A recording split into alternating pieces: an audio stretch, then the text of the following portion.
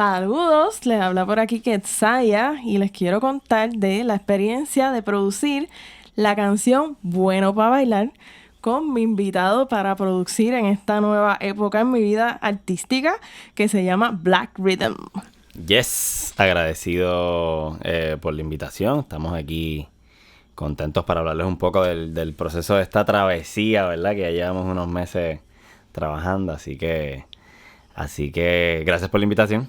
Seguro que sí, y quiero hablar desde el comienzo, literal, cuando yo estaba pensando en lo que quería hacer, esa sonoridad nueva de integrar muchos sonidos que me hacen ser la artista que soy. Y yo decía, yo necesito asistencia. Y yo decía, tiene que ser alguien que esté bien inmerso en estos sonidos afrocaribeños, que tenga estas influencias de afrobeat, de hip hop, del funk. Y quien me vino a la mente fue nada más y nada menos que Black Rhythm. Yes, no, de verdad que recuerdo que cuando recibo tu invitación, y te lo había mencionado, que eres la primera persona que me da la oportunidad de no solamente ir al estudio a grabar, sino aportar a la visión creativa total, ¿verdad? De una canción de rabo a cabo. Y para mí eso fue una oportunidad bien bonita.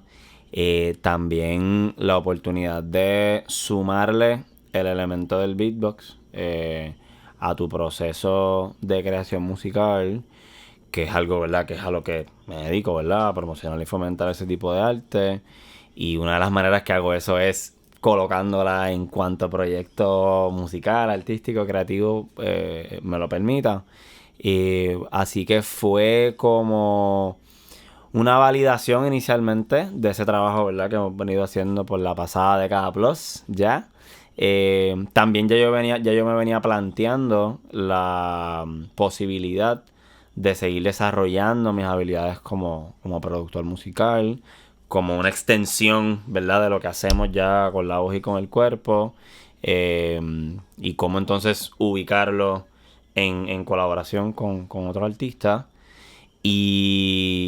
Y también fue un reto, ¿verdad? Un reto distinto, nuevo, pero que ha sido muy gratificante. Ya que mencionas eso, quiero resaltar que como yo lo invito a colaborar, no es solamente como beatboxer, sino también como productor. O sea que él vino también a aportar a las ideas de cómo hacer el arreglo, porque yo tenía esta idea, ¿verdad? Esta música que integrara bomba con ritmos caribeños, con soca, con hip hop. Y yo tenía una idea, yo hice como una maqueta ahí en el programa y yo se la presento a Black Rhythm para que él me ayudara a cómo juntar toda esta mezcla. Y yo quiero preguntarte ahora aquí en vivo y todo color, ¿qué es lo que pasa por tu mente? ¿Cómo tú logras integrar todos esos ritmos y llevarlos a esa creatividad? Pues mira, yo no lo tengo muy claro ese proceso todavía, si te soy bien honesto. A veces estoy escuchando una... Yo creo que tiene que ver un poco con la manera en que me relaciono con la música. Hablábamos en una de las sesiones que yo escucho una canción y me la imagino en otros ritmos, en otros géneros. Sí. Me gusta hacer ese ejercicio. Es retante por un lado, pero también me permite quizá relacionarme con la canción desde otros ángulos, ¿verdad? Porque cada género, cada sonoridad, cada ritmo, pues quizás transmite una emoción diferente. Cuando tú me traíste, digamos, ese sancocho, esa amalgama de influencias, hablemos sobre cómo yo ataco ese proceso. Pues primero recuerdo que te pregunté, pues mira, ¿cuáles son tus influencias? Me compartiste unos videos a forma de referencia de más o menos por donde te gustaría que fuese el tema. Así que me di a la tarea de sentarme, escucharlos detenidamente. Recuerdo que me hiciste una lista de, mira, estas canciones de referencia, estos artistas de referencia. Así que hay un proceso, yo te diría que el primer paso quizás es un proceso de investigación. Sí. Porque yo estaba muy claro de que el trabajo que vengo a hacer debe de estar al servicio de tu visión, ¿verdad? Así que te diría que el paso uno es ese.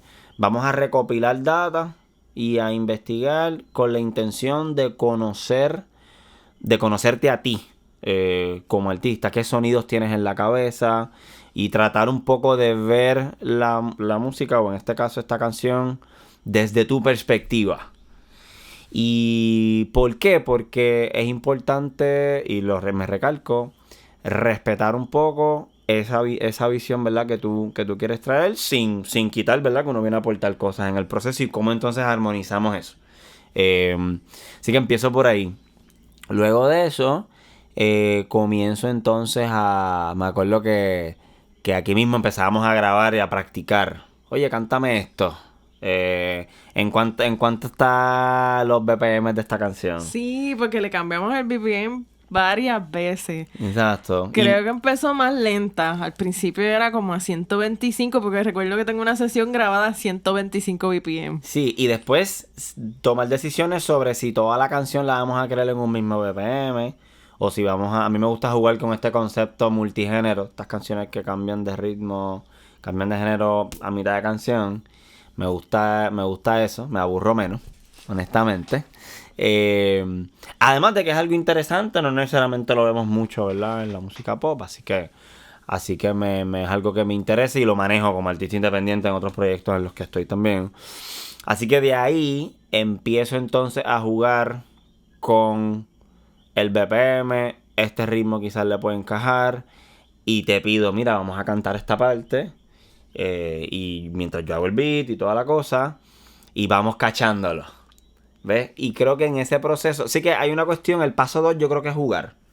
Primero viene siendo ese proceso de investigar, de conocer cuál es la visión del artista que me está invitando a hacer, ¿verdad? A coproducir y a colaborar, para que lo que vengo a traer sea lo más consono, ¿verdad? Que esté lo más cercano a ese proceso. Y luego de eso jugar. Empezamos a jugar después con los sonidos, con el ritmo, con el beatboxing. Ah, mira, esto me gusta. Y siempre respetando un poco tu visión. Mira, ¿qué piensas de esto? ¿Cómo te hace sentir? Ese tema de qué te gustaría que la gente sienta con lo que estamos manejando. Porque al igual que en Pro Tools, en Logic, en Ableton, cada sonido tiene un efecto psicoacústico, tiene un efecto emocional, psicológico sobre el oyente. Pues yo como beatboxer necesito considerar eso también. Pues mira, pues a lo mejor puedo usar este snare, a lo mejor puedo usar estos bajos, a lo mejor puedo hacer esta línea aquí. Entonces vamos montando la maqueta partiendo de ahí. Y así que sí, por ahí va la cosa. Sí, me gusta eso que traes de la parte de investigación y quiero que hablemos un poquito de eso porque aprendí contigo de muchas cosas. Yo estaba mencionando que quería hacer esta dinámica del Boogaloo, de esta mezcla del Latin Soul, todas esas combinaciones de ritmos y cómo podíamos traerlo a una versión más moderna con sonidos de EDM, con sonidos más electrónicos. Y que me mencionaste algo del papel que jugó un beatboxer puertorriqueño en la historia. ¿Puedes hablar un poquito de eso breve? Sí, hay unos pioneros en el beatbox que son de Puerto Rico. Hay un beatboxer en particular que se llama Wise, que es un beatboxer que nació en Fajardo y se mudó a Estados Unidos, a Nueva York, a Brooklyn específicamente, y pues hace su leyenda allá. Estuve en un grupo pionero del hip hop que se llamó Sonic en los 80 en un momento dado. Y es una persona que populariza una técnica de scratching vocal que ahora es muy común en la escena del beatbox y que de hecho lo utilizamos en una de las partes de la canción. Así que también, volviendo a lo que estaba hablando del Latin Soul y el Boogaloo, yo terminé viendo un documental sobre el surgimiento del Boogaloo en Estados Unidos con la intención de apoyarte a buscar más información y de dónde agarramos, ¿verdad? Para mover la canción. Así que cuando digo la importancia, ¿verdad? De investigar para un tema, lo llevo a ese nivel, ¿verdad? De la lectura, del material audiovisual que hay afuera. Tuve conversaciones con familiares que bailaban Boogaloo aquí en Puerto Rico, con la intención de agarrar la mayor cantidad de influencia e información posible, que después te la traje, la traemos a la sesión, la traemos al estudio. y cómo desde ahí, pues entonces seguimos creando. Me gusta porque eso se puede decir que es la etapa de la preproducción, que es lo que viene antes de sentarnos.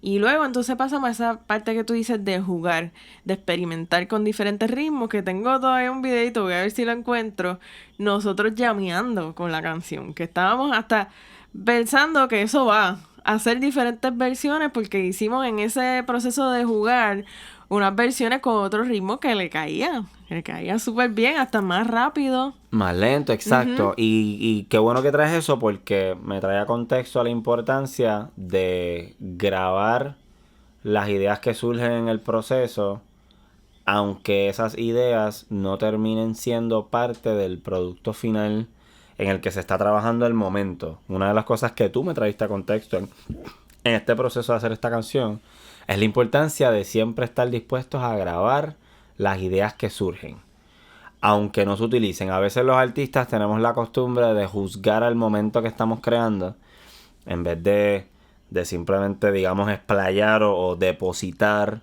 las ideas que surgen mientras esa musa se va moviendo. Y después entonces más adelante pasar por el proceso de revisitar esa información. Eso fue algo que hicimos mucho aquí.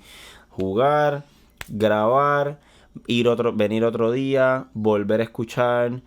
Y también tú estuviste y continúas estando inmersa en un proceso educativo, ¿verdad? De tu maestría, en el que según ibas adquiriendo información en el proceso de tus clases, esa información tenía un impacto en la manera en que la música se iba moviendo, la canción se iba moviendo, la dirección en la que íbamos trabajando, las decisiones de qué cosas cortar, qué cosas alargar, qué cosas añadir, qué cosas quitar, etcétera. Recuerdo que para el tiempo que estábamos produciendo esta canción, estaba tomando la clase de Writing and Analyzing Hit Songs en Berklee College of Music, parte de mi maestría, y usamos una guía que ellos tienen de análisis de estudios de las canciones hits. ¿Qué característica tiene una canción hits?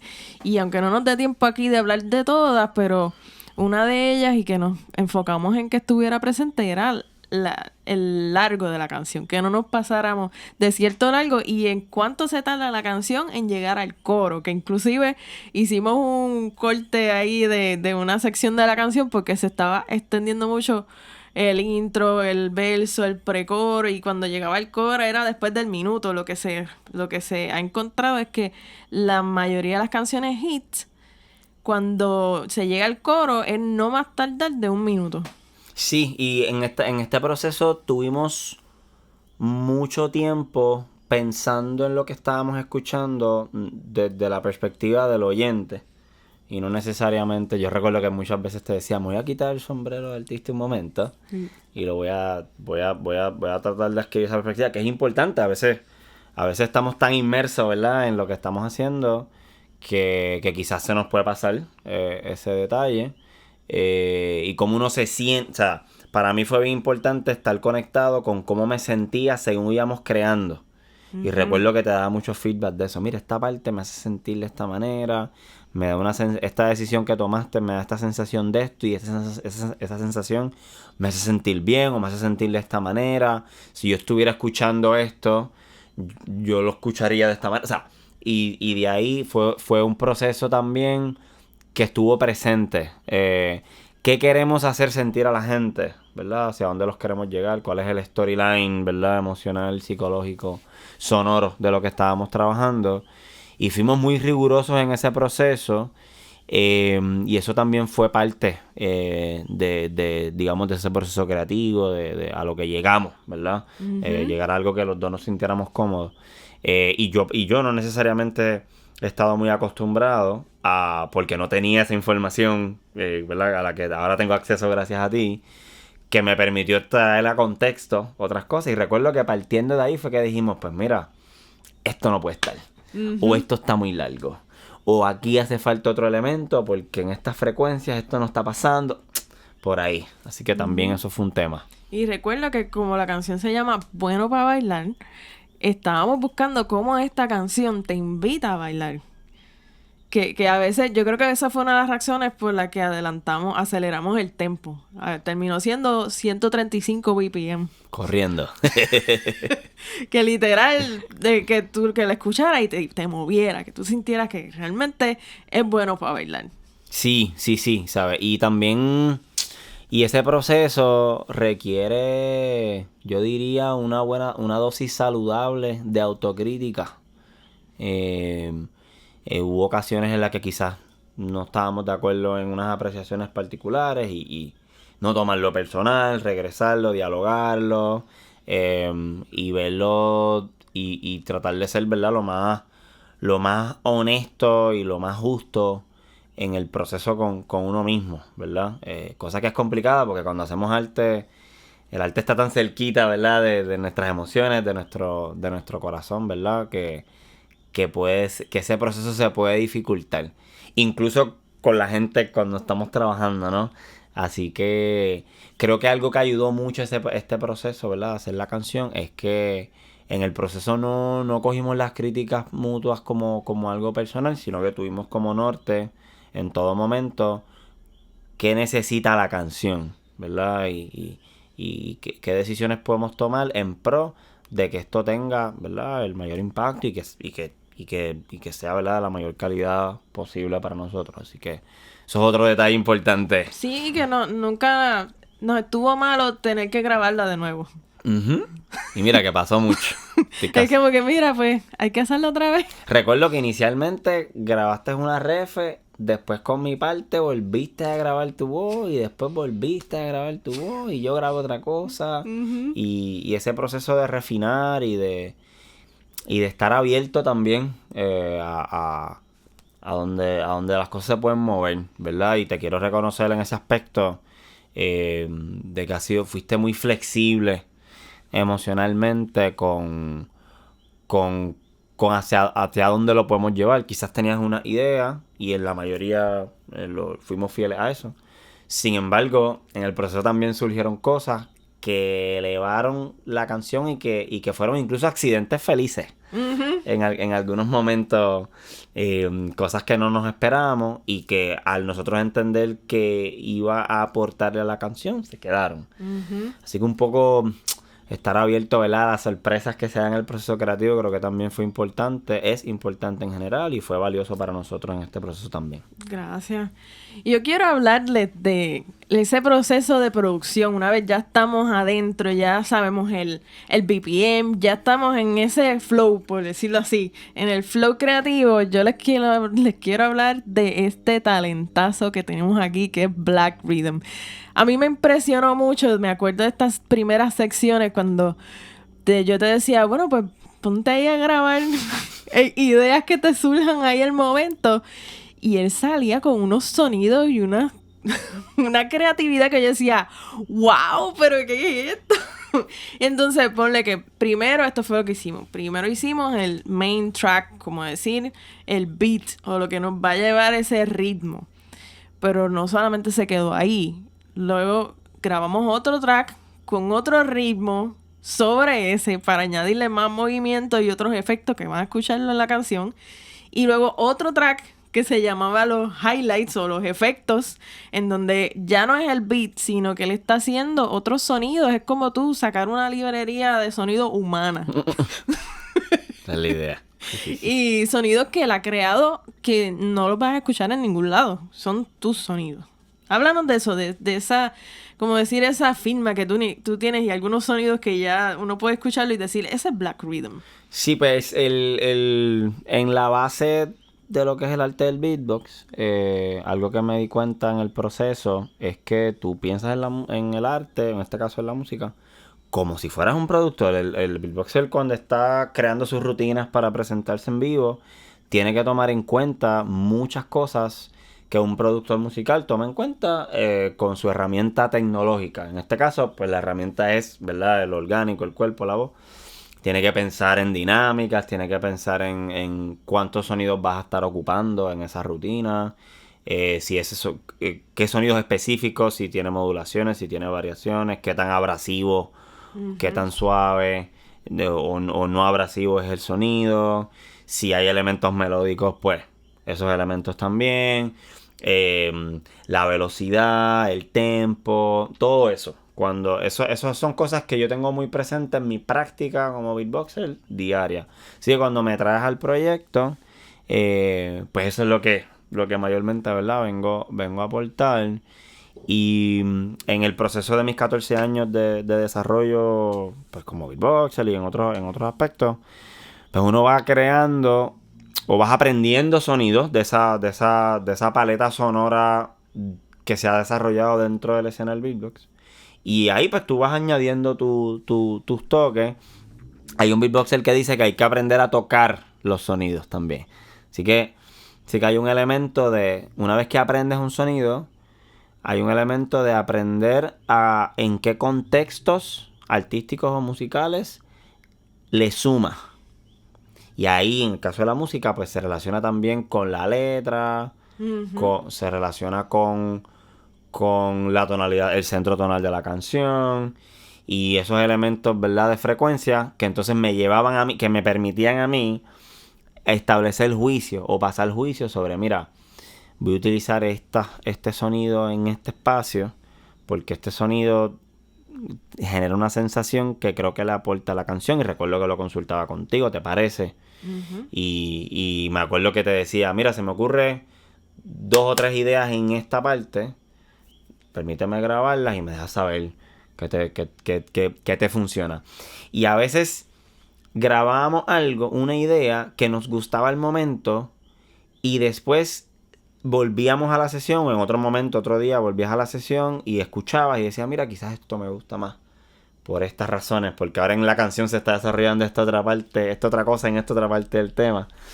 Así que sí, es un proceso de ver qué paleta, sacar tu sample library, por decirlo de alguna manera, tu librería de sonidos que has aprendido, y cuánto de eso puedes utilizar en la canción y en qué momentos y por qué, ¿verdad? Porque todo tiene de manera para que tenga coherencia, ¿verdad?, sonora en ese aspecto. Y eso es algo que al principio, en mis primeros años, cuando yo era solamente solista del beatbox, me costaba un poco, porque como no estaba en conjuntos, ¿verdad?, no tenía mucha experiencia haciendo música con otra gente, pues me tardé ahí unos añitos en lo que entraba, digamos, en esas madureces musicales. Así que ya 14 años después podemos decir que me llamaste en mi mejor momento.